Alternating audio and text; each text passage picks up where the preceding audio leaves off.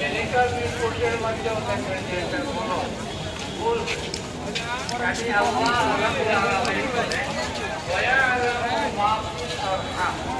মায়ের রেহেমের মধ্যে এই ধরনের সন্তান আছে ছেলে হইলে সুতরাং হবে মেয়ে হইলে সেই ধরন হবে এটা আল্লাহ তাআলা আর ছেলে মেয়েও যদি হয় এটা যন্ত্রের মাধ্যমে রিপোর্টের মাধ্যমে দেখে বলতে পারে যে ছেলে বা মেয়ে এর বিপরীত হইতে পারে হযরত আজরাইল আলাইহিস সালামের বাসারে 5টা আঙ্গুল দেখাইছে কিয়ামত সৃষ্টির ব্যাপার যেহেবে কি আছে কি ধরনের সন্তান ইত্যাদি এই তিনটা আরো দুইটা আছে আমি বলতেছি এটা মানুষকে না আমি আজরাইলও জানি না আমি আজরাইলও ويعلم ما في الأرحام আরেকটা وما تدري نفس ماذا تكسب غدا কোনো মানুষ বলতে পারে না আগামীতে তার কি সম্পদ হবে মা তাকসিবু গাদা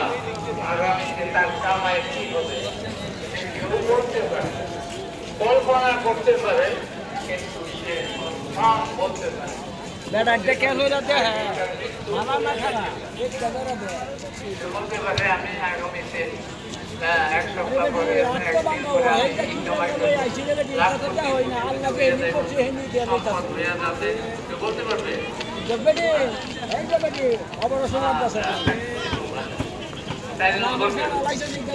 আমার কাজেরই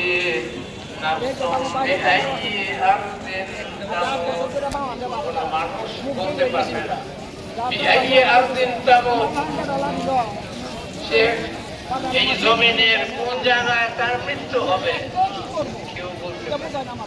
বাড়িতেও হতে পারে হাসপাতালেও হতে পারে দুর্ঘটনায় রাস্তাতেও মৃত্যু হতে পারে না আমরা